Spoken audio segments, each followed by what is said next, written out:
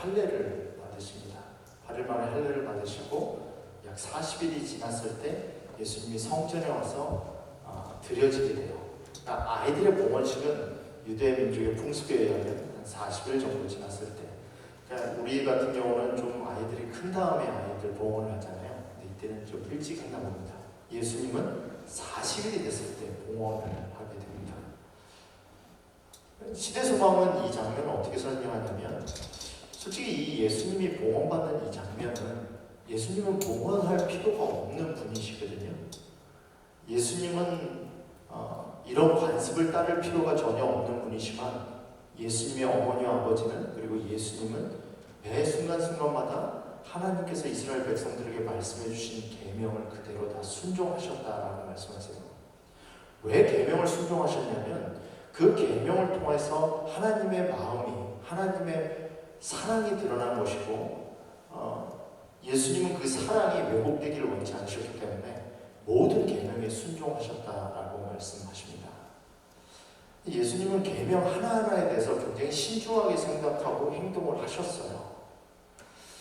어떨 때 보면은 뭐 이렇게 작은 거 하나까지도 신경을 써야 되나, 뭐 그런 마음이 드는 것까지도 예수님은 율법에 관해서는 모든 것에 순종하고 모범이 되셨다고 성경은 말을 합니다. 지난주에 저희 아이를 데리고, 아이들이 이제 이 메모리얼 데이 위켄드라고 해서 저녁 때 모여서 이제 영화를 보겠다고 해서 영화를 보여주러 가는 길이었습니다. 근데 가는 길에 아이들이 팝콘을 대신해서 먹을 과자를 사겠다고 해서 이제 그로소리 들렸거든요. 그로소리 들려서 이제 과자를 샀어요. 그리고 아무 생각 없이 이렇게 가는데, 마음 가운데 좀 의문에 드는 것이, 여러분 이 극장은 외부 음식을 반입하지 못하게 돼 있어요. 그죠? 왜냐하면 극장에서 오버프라이스 하잖아요. 음식들을, 스낵을 오버프라이스해요. 그렇기 때문에 그게 오버프라이스라는 거 아니까, 이게 너무 비싸게 받으니까, 물 하나도 뭐 5불 뭐 이렇게 받으니까 그걸 그냥 몰래 가지고 들어가는 거예요. 근데 일단은 이제 애들이 한 3-4명이 같이 타고 가고 있었거든요. 다 과자 하나씩 사가지고 이제 품속에 막 이렇게 포개 넣었습니다. 근데 이렇게 가는데 마음 가운데 그런 의문이 드는 거예요. 뭐 극장에서 이 오버프라이스 하는 거 맞고, 하는 거 맞지만 이거 과연 바른 건가라는 의문이 들더라고요.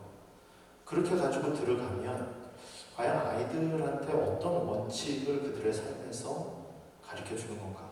근데 원칙을 항상 지키려면 거기에 대가가 따라요. 그죠? 원칙은 항상 대가가 따르게 돼 있어요. 그렇기 때문에 그 대가를 치르는 것을 원치 않으니까 이제 돌아가는 게, 그러면 이제 라인이 그어진 거죠. 어떤 원칙은 따라도 되고 어떤 원칙은 따르지 않아도 되고. 여러분들은 그 라인을 어디에 그으시나? 그럼 그게 계속 마음에 걸렸어요. 아이들한테 이 말을 해야 되나? 하지 말아야 되나? 우리가 대가를 치르지 않기 위해서 원칙을 하나하나 무너뜨리기 시작할 때 그 원칙의 라인이 어디까지 오신다고 보십니까? 예수님은 원칙에 있어서는 전혀 타협이 없으셨거든요. 아무리 작은 원칙이라도 그 원칙을 지키기 위해서, 심지어는 예수님이 봉헌을 할 필요가 없었어도 그 봉헌하는 것 자체도, 어렸을 때부터도, 심지어는 건강 생활에 있어서도 원칙에 있어서는 하나도 양보를 하지 않으셨어요. 우리가 잘 알듯이 1년 된 숫소를, 1년 된 그 순양을 하나님께 제물로 드리게 되어 있습니다. 그 양은 6월절에 드리는 이 양은 흠이 없어야 됐어요. 신체적으로 아무런 흠이 없어야 됐습니다. 그래서 예수님은 건강 원칙을 준수하셨고, 자기가 신체적으로 아무런 문제가 없이 해야 된다는 관리를 하셨다고 말씀에 적혀 있어요. 여러분들은 여러분들의 가지고 있는 원칙의 라인을 어디로 잡으세요? 혹시 우리가 불편하기 때문에, 혹시 우리가 그것에 대한 대가를 치르는 것이 억울하다고 생각되기 때문에, 이게 정당한 대가가 아니라고 생각하기 때문에 원칙을 타협하거나 원칙의 라인을 조정하고 계시진 않습니까? 예수님의 삶은 전혀 그런 삶이 아니었어요. 근데 이게 무서운 게 뭐냐면요, 뭐 극장에 들어가는데 스낵 한 번 가지고 들어가는 거야. 그게 뭐 큰 일이겠습니까? 근데 문제는 아이들이 마음 가운데 이거 비싸게 주는 거에 있어서는 내가 숨겨도 들어가도 된다라고 생각을 하는 거죠. 제가 한국이랑 대화를 해봤어요. 대화를 하니까 그런 말 하더라고요. They don't care. 그렇죠. They don't care 하죠. 거기 뭐 문지기 있는 사람들이 뭐 극장 주인도 아니고 그거 굳이 잡아서 다 이렇게 뭐 옷에 져가지고 과자 뺏고 그러는 데가 없잖아요. They don't care죠. They don't care 하는 거 맞는데 근데 그게 과연 맞는 거야? 맞는 건가?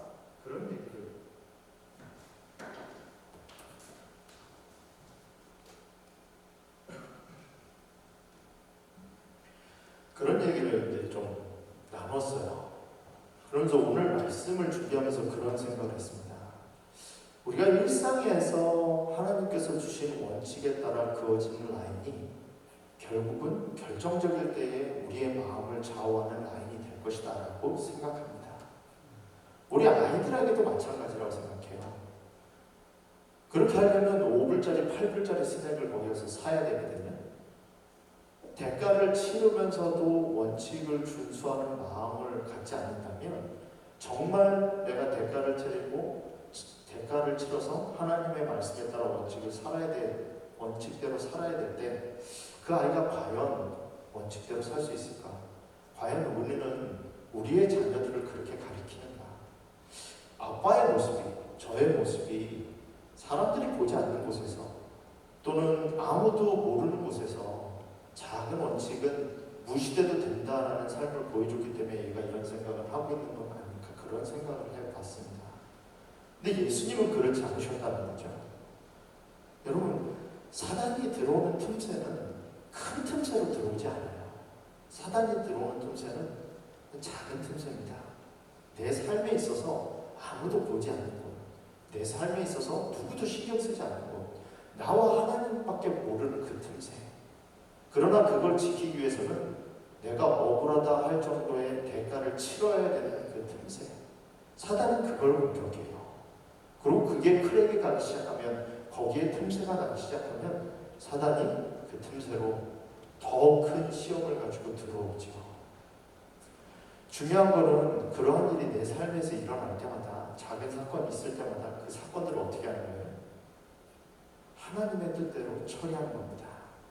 성령이 내 양심에 가르쳐 주시는 원칙대로 작은 희생이라도, 내가 1시간을 더 운전을 해야 되는 희생이라도, 내가 트래픽을 참아야 되는 희생이라도 그 희생을 할 수 있고 그 희생을 감당하고자 감사하고자 마음을 먹었을 때 우리 신앙 가운데서 더 큰 희생과 더 큰 가치가 주어졌을 때 그것을 향하여 당당하게 우리가 양심적으로 쓸 수 있는 준비가 거기서부터 된다라고 생각이 들었어요.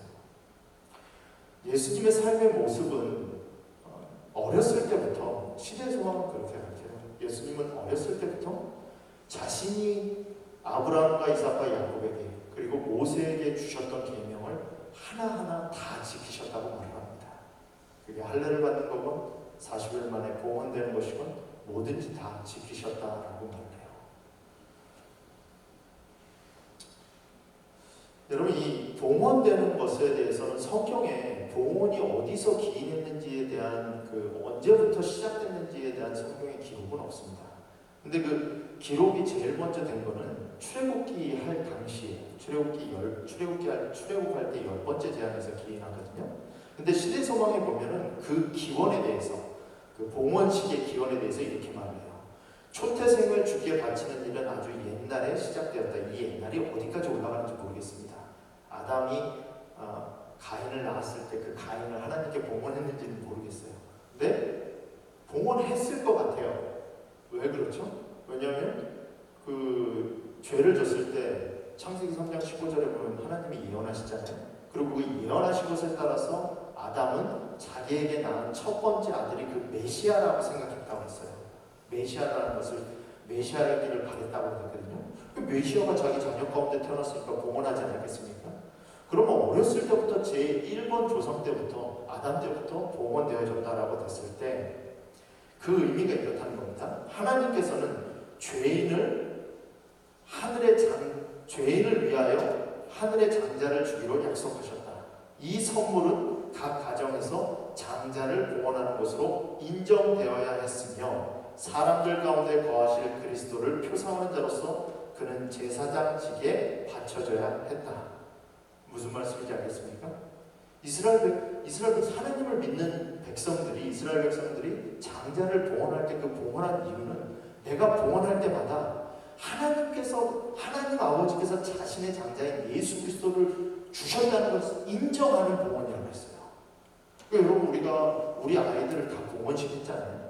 그 봉헌식 할 때 그 봉헌식의 의미는 하나님께서 나를 구원하기 위해서 예수님을 주셨구나. 그러니까 나도 내 첫째 아이를 하나님께 드린다라는 봉헌이에요. 근데 거기서 끝이지 않습니다. 뭐라고 말하냐면 인정되어야 했으며 그걸 인정하는 거고 사람들 가운데 거하실 그리스도를 표상하는 자로서 그는 제사장직에 바쳐져야 했다. 그 장자가 어떤 역할을 했다는 겁니까?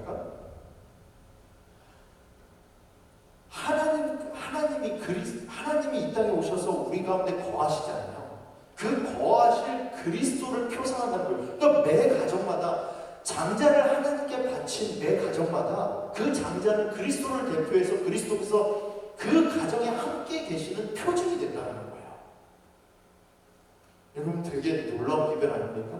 그럼 우리 한결이를 제가 봉헌했을 때 한결이는 그 봉헌되는 순간 예수 그리스도를 우리를 구원하기 위하여 주셨다는 하나의 표적으로 우리가 인정함과 동시에 한결이가 뭐가 되는 거예요?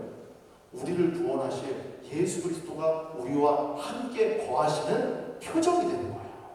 그분이 제사장이다. 그러니까 각 가정마다 예수 그리스도를 대표하는 제사장이 한 명씩 다 있는 거예요. 뭐 할 때마다? 봉헌을 드릴 때마다. 그게 무슨 의미라는 거예요? 그게 봉헌의 의미라는 거예요. 봉헌식의 의미가 우리가 아이를 하나님께 드린다는 것은 하나님 이 아이를 좀 잘 써주세요 라는 그런 봉헌, 드려지는 의미가 있기 전에 뭐예요? 하나님이 우리를 위하여 아들을 주셨다는 것에 대한 인정을 하는 거라는 거죠. 그래서 출애굽기에서 하나님이 모세를 통하여 바로에게 말씀하실 때 바로에게 왜 이스라엘을 이 땅에서 내보내라고 하셨냐면 출애굽기 4장 22절 23절은 이렇게 말합니다. 너는 바로에게 이르기를 여호와의 말씀에 이스라엘은 내 아들 내 장자라 내가 내게 이르기를 내 아들을 놓아서 나를 섬기게 하라. 이스라엘은 뭐라는 거예요? 내 장자라는 거예요. 아까 장자는 무슨 역할이라고 했죠? 장자를 통해서 이 땅을 구원하실 그리스도가 표적이 된다고 하지 않았습니까? 이 이스라엘의 장자라는 건 뭐예요? 이스라엘을 통하여 예수 그리스도께서 이 땅에 오셔서 이 땅을 구원하실 그 계통으로 내가 택한 민족이라는 뜻이라는 거죠. 이스라엘은 내 장자다. 그 장자를 내보내서 나를 섬기게 하라. 내가 놓기를 거절하니 내가 내 아들 내 장자를 죽이리라 하셨다 하라 하시니라. 장자라고 말씀하신 이유가 그리고 애굽 땅에 있어서 장자를 죽이신 이유가 거기 있다는 거예요. 이전까지는 장자에 대한 구체적인 언급이 없었습니다. 근데 출애굽기에 처음으로 이 장자라는 개념이 출애굽하면서 이루어져요. 이스라엘은 내 장자 나라인데 네가 보내지 않으면 뭐 하겠다? 너 장자를 대신 내가 죽이겠다. 거기에 대해서 바로가 뭐하라고 하죠? 나는 그런 사람 몰라. 나 하나님 몰라. 여호와 하나님이 누군지 모르니까 이거 굉장히 뭐예요? 신을 굉장히 그 하나님에 대해서 모독하는 거죠. 하나님에 대해서 공식적으로 반대하는 거예요. 출애굽기 5장 2절에 보면 바로가 가로되 여호와가 누구간데 내가 그 말을 듣고 이스라엘을 보내겠느냐 나는 여호와를 알지 못하니 이스라엘도 보내지 아니하리라. 여러분, 이스라엘이 출애굽하고 출애굽하지 않는 것은 이스라엘의 안녕을 위한 싸움이 아니었습니다. 이스라엘 백성들을 잘 데리고 와서 출애굽시켜서 가나안 땅에 잘 정착하는 게 그 뜻이 아니었어요. 목적이 뭐였습니까? 이 목적은 여호와 하나님 되심을 바로와 뭐 하는 거예요? 선과 악이 싸우는 장면이 거기서 나옵니다. 하나님은 그 프레임을 바로와 싸우는 장면을 어떻게 가져갑니까? 내 장자다. 그러니까 뭐하라? 내 장자를 내보내라. 그럼 우리가 아이를 봉헌할 때 그런 의미가 담겨 담겨 있어요. 이렇게 말씀드리니까 우리 아이들을 봉헌하는 게 한층 의미가 깊어지죠. 우리 아이를 이제 기르고 있는, 그리고 아이를 또 지금 임신하고 있는 우리 가정들에서는 이런 의미를 어떻게 잘 생각하고 받아들이면 좋겠습니다. 우리가 하나님께 우리 자녀를 드릴 때 그 의미가 하나님께서 이 땅에 살 사람들이 아니라 이 땅의 민족을 구원하기 위하여 너 아이를 통하여 이 땅의 제사장을 삼으시겠다는 그 클레임을 하시는 거예요. 하나님이 그거 내 거니까 그 아이를 통하여 이 땅을 구원하겠다고 말씀하시는 거예요. 우리가 하나님께 우리의 장자를, 우리의 아이를 드릴 때 그런 의미가 있는 거예요. 마귀는 뭐라고 그랬어요? 나는 여호와 하나님을 모르니 아이도 보내지 않겠다. 여러분, 우리가 아이를 하나님께 드릴 때는, 하나님 것이 됐을 때는 그런 의미가 있어요. 출애굽기 13장 2절은 그래서 이렇게 말합니다. 이스라엘 자손 중에 사람이나 짐승이나 물어나고 초태생을 다 거룩히 구별하여 내게 돌리라. 이는 내 것이니라 하시니라. 잘 아시죠? 10번째 재앙이 어떻게 이루어졌는지. 10번째 재앙을 통해서 이 순양을 잡아서 문설주와 문지방에 10번째 재앙이 일어났을 때 피를 바르지 않은 가정에는 아이들이, 장자가 다 죽었습니다. 사람의 장자만 죽은 게 아니라 짐승의 초태생도 다 죽었어요. 근데 누구만 안 죽었습니까? 피를 바른 집들만 안 죽었어요. 이 피에 뭐가 있는 거예요? 하나님의 구원하시는 생명이 있는 겁니다.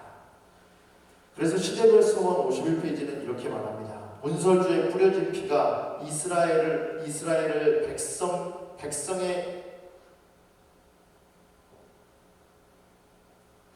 문설주에 뿌려진 피가 이스라엘을 구원한 것처럼 그리스도의 피에는 세상을 구원하는 능력이 있다. 어디에 능력이 있다고요? 그리스도의 피에 구원하시는 능력이 있다라고 말해요. 예수님을 봉헌하기 위해서 마리아와 요셉이 예수님을 성전으로 데리고 갔을 때 이 봉헌할 때 드리는 예물이 있었어요. 장자만 드리는 게 아니라, 그 장자뿐만 아니라 그 장자를 위해서 드리는 그 제물이 있었거든요. 근데 제물이 이 경제적인 사정에 따라서 제물을 드리는 이 제물이 달랐어요. 좀 잘 사는 집은 양을 드리고 좀 못 사는 집은 비둘기를 드렸습니다. 예수님 가정은 뭘 드렸을까요? 비둘기를 가져가서 드렸습니다. 비둘기를 가지고 드리니까 딱 보면 알죠. 제사장들도 드리는 제물이 비둘기고 이 사람들 옷 행색이 어떻고, 예수님을 받아서 예수님을 하나님께 봉헌하고 다시 마리아와 요셉한테 줍니다. 근데 시대 소망에 보면 그렇게 봉헌하는 제사장은 그 아이가 메시아인지 몰랐다라고 말했어요. 여러분, 예수님을 안고 예수님을 하나님께 드릴 수 있었던 제사장은 얼마나 영광이에요. 그죠? 한번 생각해 보세요. 예수님, 메시아로 오신 예수 그리스도를 안아서 하나님께 드릴 수 있는 봉헌식을 할 수 있는 그 제사장이 얼마나 영광입니까? 근데 제사장은 예수님을 못 알아봤다고 했습니다. 여러분, 영적인 것은 영적으로만 분별이 돼요. 한 곤충학자가 맨하탄 시내를 걷고 있었습니다. 친구랑 이렇게 걷고 있는데 갑자기 보면 이 곤충학자가 딱 멈추더니 어디서 귀뚜라미 소리가 들리네. 귀뚜. 야, 이 맨하탄에서 무슨 귀뚜라미 소리야. 이렇게 차들이 시끄럽고 사람들이 많은데. 근데 곤충학자는 뭐에 관심이 있으니까? 귀뚜라미 소리에 관심이 있으니까. 곤충에 관심이 있으니까 그 소리를 듣고 뭐 하는 거예요? 따라가는 거예요. 따라서 보니까 진짜 거기에 뭐가 있어요? 거기에 귀뚜라미가 있어요. 여러분, 영적인 거는 영적으로만 분별이 돼요. 예수님을 성전에서 봉헌하러 왔을 때 알아본 사람이 딱 두 사람 있었습니다. 시므온과 안나예요.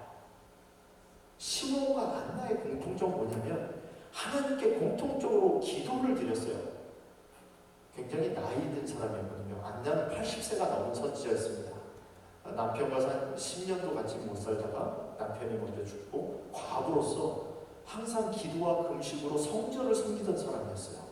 근데 안나가 그렇게 성전을 섬기면서 항상 기도한 내용은 뭐였냐면 자기가 죽기 전에 이스라엘을 회복시킬 자를 보는 것이었어요. 시므온도 기도의 제목이 뭐냐면 자기가 죽기 전에 그리스도를 보는 게 기도의 제목이었어요. 여러분 성경에 보면 이 시므온에 대해서 이렇게 표현합니다.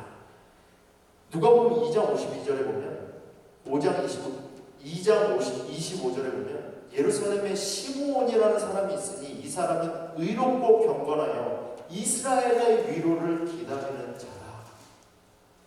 성령이 그 위에 계시더라. 그가 주의 그리스도를 보기 전에 죽지 아니하리라 하는 성령의 지시를 받았더니 성령의 감동으로 성전에 들어가며 마침 부모가 율법의 갈라대로 행하고자 하여 그 아기 예수를 데리고 오는지라. 시므온에 관해서 첫 3절이거든요. 근데 매 절마다 뭐가 나오죠? 성령이 나와요. 성령. 이 사람은 의롭고 경건하여 이스라엘 위로를 기다리는 자라. 성령이 그 위에 계시더라. 그가 주의 그리스도를 보기 전에 죽지 아니하리라 하는 성령의 지시를 받았더니 성령의 감동으로 성전에 들어가며 마침 부모가 율법의 갈래대로 행하고자 하여. 여러분 예수님이 그 드려지기 복원하기 위하여 그 들어갔다 나온 시간이 얼마나 됐을 거라고 생각하십니까? 한 30분 됐을까요? 예수님의 아기 생활 동안 그 30분, 길면 1시간, 그 시간 동안 딱 성전에 들어가서 나왔어요. 근데 마침 그때 누가 들어갑니까? 그때 시므온이 들어가요. 여러분 기도하는 사람한테는 우연이 없어요. 기도하는 사람한테는 우연이 없습니다. 마침 성령의 감동으로 성전에 들어가면 마침 예수님의 부모가 성전에 들어오는 거예요. 우연이 아니에요. 성령의 감동을 받아서 누가 예수님을 볼 수 있을까요? 여러분 예수님이 하시는 일을 누가 볼 수 있을까요? 이건 예수님이 하시는 일이구나. 이 교회는 정말 예수님이 임재하시는구나. 예수님이 정말 이 일을 하고 계셔. 예수님이 이거 정말 원하는 거야. 이거를 누가 볼 수 있을까요? 정말 예수님이 여기 계시는구나. 저 사람은 예수님과 동행하는 사람이구나. 이거 누가 볼 수 있을까요?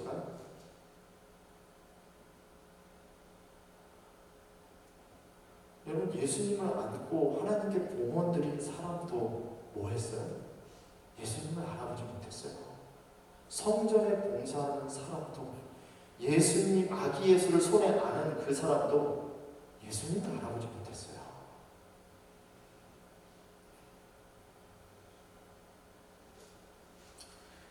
시대서만 56페이지에 이런 말씀이 있어요. 좀 이 말씀을 읽으면서 제가 경각심을 좀 가졌습니다. 종교 지도자들과 성전에서 경배하는 자들은 온 하늘의 주의가 집중되어 있는 사건들을 깨닫지도 못하고 그러한 사건들이 발생한 사실도 모르고 있다. 여러분 어쩌면요 하나님께서 우리 교회에서 어딘가에서 일하고 계시는데 우리가 하나님이 거기 계신지 하나님이 그 일을 하라고 하는 것인지 못 보고 있을 수도 있어요. 하나님이 불러온 영혼인지 하나님이 역사하시는 사건인지 못 보고 있을 수도 있다는 거예요. 사람들은 역사상의 그리스도를 인정하면서도 살아계신 그리스도에게서는 돌아선다. 그때와 마찬가지로 오늘날에도 자아 희생을 요청하는 말씀을 하시고 구제를 요구하는 가난한 자와 고통당하는 자와 함께 하시며 가난과 수고와 비난이 따르는 의로운 사업을 행하시는 그리스도를 잘 받아들이려고 하지 않는다. 맞는 말씀이에요? 맞는 말씀이에요. 예수님 당시에는 초대교회 당시에는 핍박으로 인해서 우리가 그리스도교를 믿기 어려웠잖아요. 생명을 걸고 예수님을 믿었어야 됐어요. 근데 저는 현대가 더 예수님을 믿기 어렵다고 생각합니다. 오히려 목숨을 내놓고 믿는 거는, 목숨을 한번 내놓고 나 그렇게 믿는다고 공표하고 가면 돼요. 근데 우리가 사는 세상은 어떻습니까? 내가 가지고 있는 것을 희생하는 자리, 가난한 사람을 도와줘야 되는 자리, 베풀어야 되는 자리, 내는 자리, 그건 다 뭐 하는 자리예요? 내 희생이 없으면 이루어질 수 없는 자리예요. 하나님이 계신 것, 예수님이 계신 것을 뭐를 잘 안 보이는 건 너무나 당연하죠. 예수님이 계신 곳은 항상 그런 곳이니까. 예수님이 임재하시는 곳은 항상 그런 곳이니까. 우리가 그런 곳에 없으면 예수님의 임재를 볼 수 없는 것은 너무나 당연하죠. 지금 내가 먹고 살기도 바쁜데, 우리 아이들 건사하기도 바쁜데,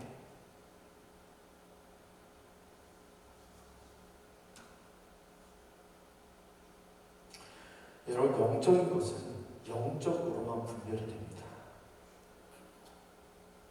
지금 이 세대에도 예수 그리스도께서, 예전에 예수 그리스도께서 역사 가운데 임재하셔서 계셨던 것을 우리가 성경을 통하여, 믿음을 통하여 아는 것처럼 지금 이 시간에도 예수님은 역사하고 계세요.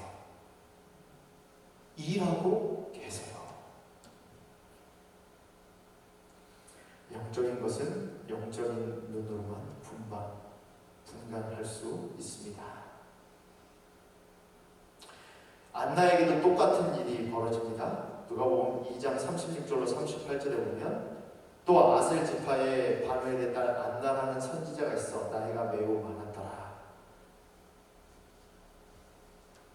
이 사람이 성전을 떠나지 아니하고 주야로 금식하며 기도함으로 섬기더니 마침 이때에 나와서 하나님께 감사하고 예루살렘의 속량을 바라는 모든 사람에게 그에 대하여 말하니라. 안나에도 똑같이 뭐가 들어가죠? 마침이 들어가요. 마침. 안나도 깨어서 예수 그리스도를 보려고 준비했기 때문에, 그를 기다리고 기도하던 사람이었기 때문에 예수님을 볼 수 있었던 거예요. 여러분, 기도하는 사람한테는 우연이 없어요. 우연이 없습니다. 성령의 인도하심만이 있을 뿐입니다. 세 번째로 예수님의 봉헌식을 통해서 우리가 좀 살펴보고자 하는 것은, 예수님을 통해서 사람들의 마음이 드러났다는 거예요. 여러분, 그 사람이 어떤 사람인지 알기 위해서는 조보라고 해요. 조보라고. 돈도 줘보고, 시간도 줘보고, 권력도 줘보고. 그럼 뭐예요? 그 사람의 진정한 의도와 모습을 알 수 있다는 거예요. 시간이 없어서 못할 때 시간을 주면 그 사람이 그 시간을 가지고 뭘 할 수 있는지를 보여줄 수 있다는 거죠. 돈이 없어서 못하는 사람에게 돈을 주면 그 사람이 그 돈을 가지고 뭘 하는지를 볼 수 있다는 거죠. 힘이 없는 사람에게 힘을 줘보면 그 사람이 그 힘을 가지고 뭘 하는지 알 수 있다는 거죠. 줘봐서 그걸 가지고 사용하는 것이 그 사람을 나타낸다는 거예요. 같은 원리로 예수님이 이 땅에 오신 것은 예수님을 통하여 우리를 드러내시기 위하여 오셨다는 거예요. 시몬이 아기 예수를 봤을 때 그 아기 예수를 보고 예언을 합니다. 뭐라고 예언을 하냐면 이렇게 예언해요. 시몬이 그들에게, 요셉과 마리아에게, 누가복음 2장 34절입니다. 시몬이 그들에게 축복하고 그의 어머니 마리아에게 말하여 이르되, 보라, 이는 이스라엘 중에 많은 사람을 폐하거나 흥하게 하며 비방을 받을 표적이 되기 위하여 세움을 받았노라. 또 칼이 내 마음을 찌르는 듯 하리니 이는 여러 사람의 마음의 생각을 드러내려 함이더라. 뭐를 드러낸다고요? 여러 사람의 마음의 생각을 드러낸다는 거예요. 예수님을 마주쳤을 때 예수님을 통하여 우리에게 전달되는 기별, 그리고 그 기별에 우리가 어떻게 반응을 하느냐에 따라서 예수님의 생애와 예수님이 이 땅을 사신 목적에 우리가 어떻게 반응하느냐에 따라서 우리의 진정한 모습을 예수님이 드러내신다라고 시대의 소망은 말을 합니다. 시대의 소망 57페이지가 이렇게 설명을 해요. 그리스도의 생애와 죽음으로 말미암아 사람들의 생각이 또한 백일하에 드러났다. 구유에서 시작하여 십자가에서 마친 예수의 생애는 자아포기와 고난에 참여하라는 부르심이었다. 오늘 말씀이 쉽지가 않죠? 저도 오늘 말씀을 읽으면서 참 많이 마음에 각성을 했어요. 예수님의 생애가 여러분들에게 던지는 메시지는 뭐겠습니까? 예수님의 생애를 통해서 여러분들은 어떤 메시지를 들으세요? 예수님이 여러분들에게 어떤 초청을 하고 계시다고 느끼시고 들으십니까? 엘렌 화이트는 이렇게 말해요. 구유에서 시작하여 십자가에서 마친 예수 그리스도의 생애는 자아 포기와 고난에 참여하라는 부르심이었다. 여러분, 우리 자아를 포기할 수 있으십니까? 고난에 참여하라는 부르심에 동참하실 마음이 있으십니까? 예수의 생애는 사람들의 목적을 드러낸다. 예수께서 하늘의 진리를 가지고 오셨으며 성령의 음성에 귀를 기울인 모든 사람은 다 그분에게로 이끌렸다. 성령의 부르심을 들은 모든 사람은 예수님께로 이끌려진다는 거예요.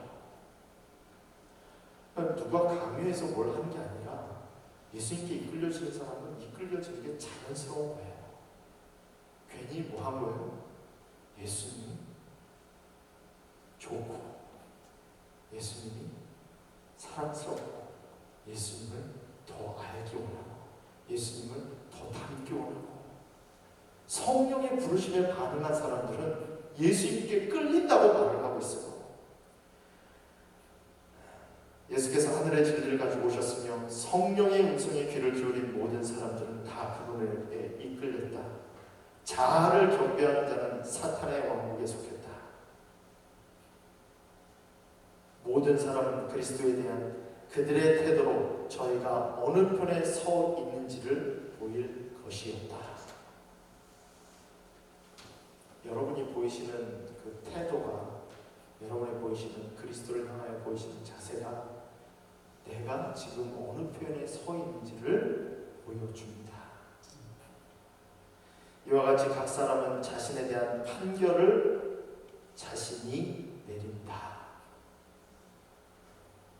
하나님께서 나중에 심판하러 오셨을 때 그때 판결이 이루어진 것이 아니라 예수 그리스도의 생애를 통하여 우리에게 주어지는 성령의 음성에 내가 어떻게 반응하느냐에 따라서 내가 내 스스로를 판단하게 된다는 거예요. 여러분, 예수님의 생애에 예수님의 부르심에 내가 어떻게 응답하느냐에 따라 예수님 앞에서 우리가 판결을 받게 됩니다. 오늘 말씀을 여러분들과 함께 나누면서 예수님의 생애가 성령의 부르심이 우리에게 강한 은혜의 음성으로 역사할 수 있는 음성이 되기를 간절히 바랍니다. 그리고 그 음성이 단순히 그냥 또 한 번에 외치는 음성이 아니라 내가 내 자아를 포기하고 예수 그리스도께서 하신 희생에 동참하라는 부르심에 함께 응답할 수 있는 저와 여러분 되기를 간절히 바라면서 오늘 말씀을 마치겠습니다.